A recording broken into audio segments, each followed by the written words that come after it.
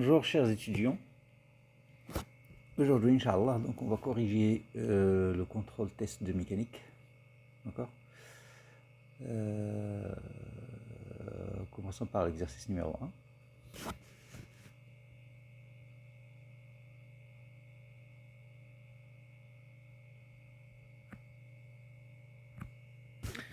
1. Bien, alors une masse ponctuelle se déplace sur une courbe d'équation paramétrique x égale y égale c z égale. C'est-à-dire on a quoi? On a déjà le vecteur position en M.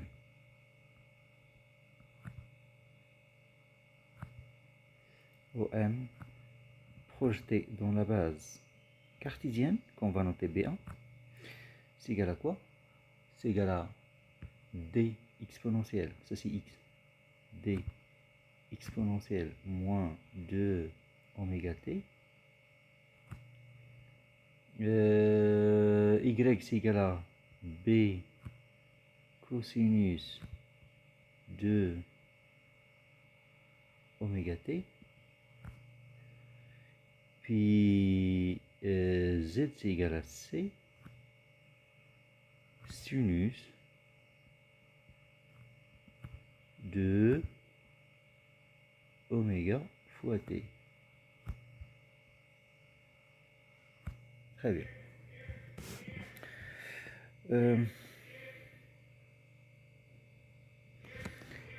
Alors, OT et le temps ABC sont des constantes positives. Première question. Trouvez la vitesse V. V de M par rapport à R. Alors on va faire la projection dans la base cartésienne B1 toujours. On sait que V, normalement les composants de V sont quoi? Sont x point, y point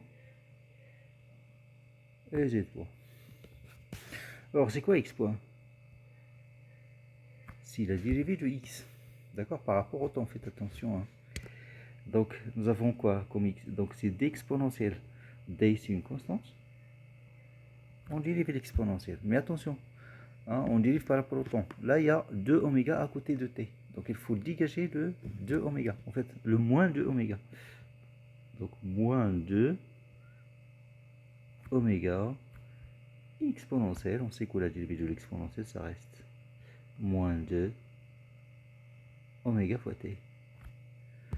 Voilà pour x point. Y point, même chose.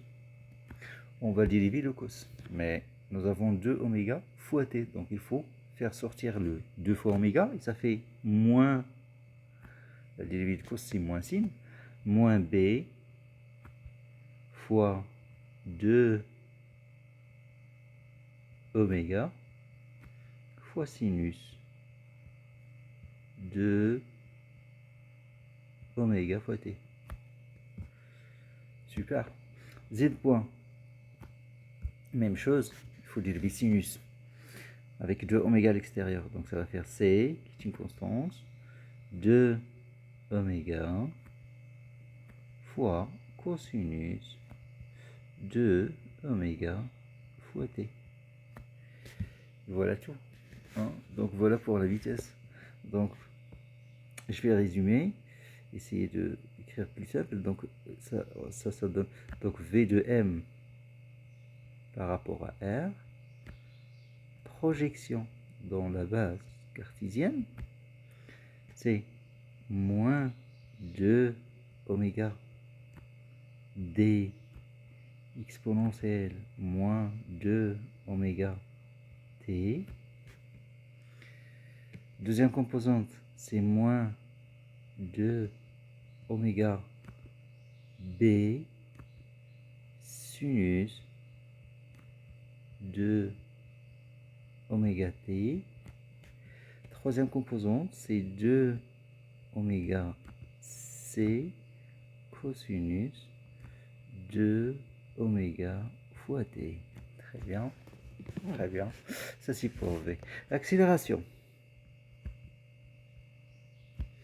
de M par rapport à R, projeté dans P1, on n'a qu'à dériver une deuxième fois. Parce que ça va faire x de point, y de point, Z2 poids. Donc on dérive encore une deuxième fois, ok? Donc lorsqu'on va dériver, on va dériver ce premier terme. Moins 2 oméga d exponentielle. On dérive encore une fois, ça va faire un moins 2 oméga qui va sortir avec le moins 2 oméga que nous avons déjà à l'extérieur. Ça va faire donc 4 oméga carré fois d fois exponentielle moins 2 oméga t. D'accord? Donc ça c'est pour la première composante, x du poids. Ok. Deuxième composante, même chose, 2 oméga qui va se sortir, ça va faire moins 4 oméga carré fois b fois cosinus 2 oméga t. Super. Troisième composante, donc il y a 2 oméga qui va sortir à nouveau. Ça va faire moins 4 oméga carré c sinus 2 oméga t. Ça va, c'est bon. Donc voilà les réponses qu'on cherchait. Donc on a calculé la vitesse, on a calculé l'accélération. Je passe à la deuxième question. Calculer le module de la vitesse. Le module.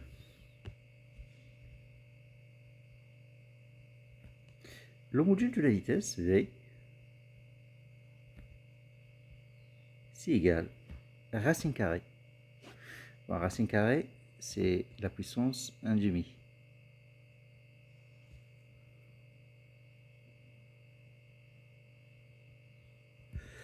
Ok, je reviens un peu.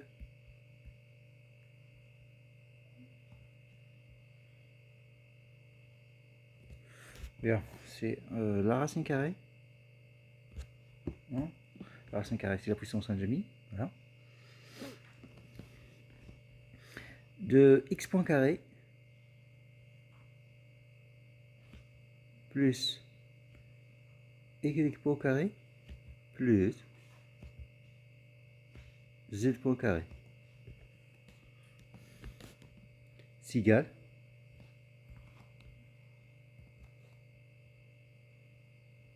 la racine carrée de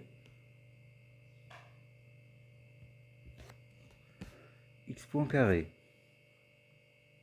C'est 2 oméga. Bon, avec le carré, donc c'est même pas la peine de mettre un signe moins.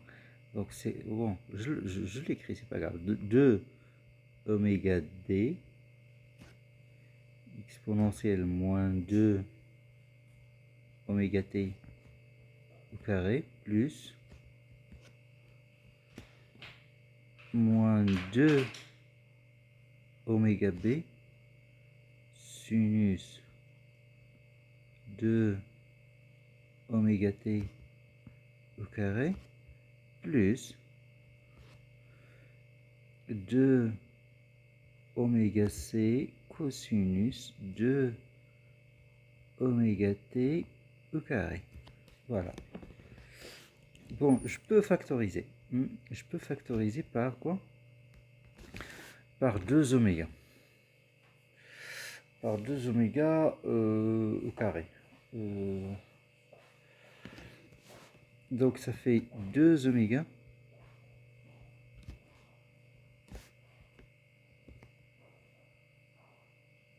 racine. Et là, ça va faire d carré exponentielle moins 2 oméga t. Ça fait exponentielle moins 4 oméga t. Plus b carré sinus carré de 2 oméga t plus c carré cos carré de 2 oméga t. Voilà, c'est tout. Voilà, on ne peut plus avancer comme ça fait le plus. Donc je m'arrête ici. D'accord, donc je m'arrête ici. Donc ça c'est pour le module de V. Maintenant le module de l'accélération.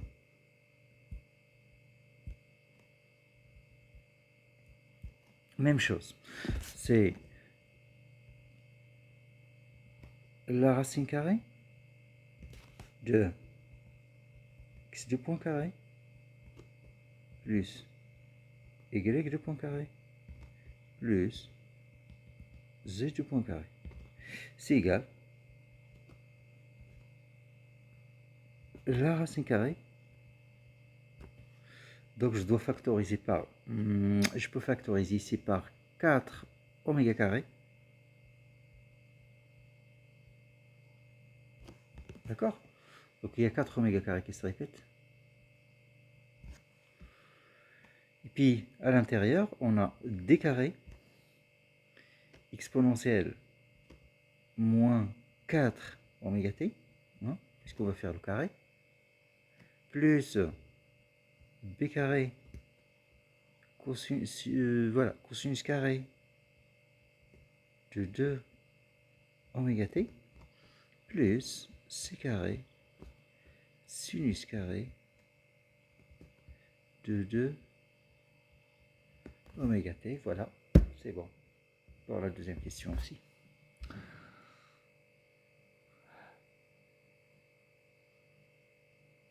Ah, mais il y a une chose à laquelle j'ai pas fait attention, hein. Donc ici, on nous demande de calculer le module de la vitesse et l'accélération à l'instant égal à 0. Alors, je répète, à l'instant égal à 0. Donc il faut remplacer t par 0. C'est bien. Donc on va continuer. On va remplacer t par 0 dans le module de v et dans le module de t. Donc, bon, ça va nous permettre de simplifier encore plus les choses. Et puisque, voilà, si on remplace par 0, donc il y a sinus qui va être égal à 0 déjà, et le cos, ça va être égal à 1, l'exponentiel, ça va être égal à 1. Donc ça va simplifier, super. Donc on aura quoi? On aura module de v à l'instant t égal à 0. C'est égal 2 oméga racine de d carré, et on a dit exponentiel, ça va être égal à 1, plus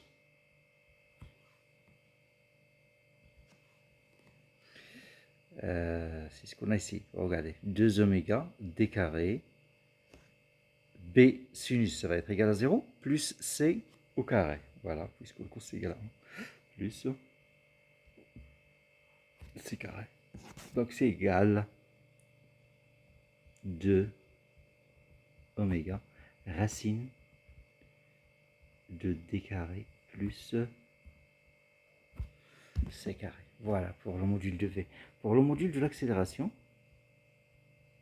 à l'instant t égale à 0, ça va faire, on a dégagé quoi? On a dégagé le 4 oméga vers l'extérieur, et là ça va faire la racine carrée de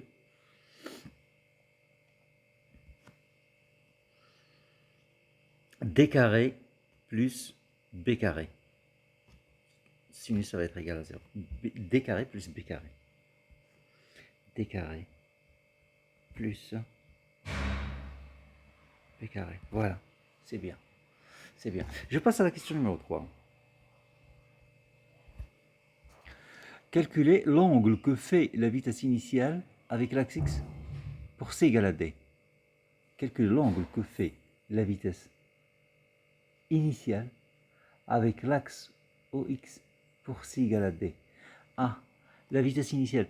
La vitesse initiale, c'est-à-dire on cherche l'angle que fait la vitesse à l'instant t égale à 0 avec l'axe OX. Avec l'axe OX. C'est très bien. Alors, regardez. On va faire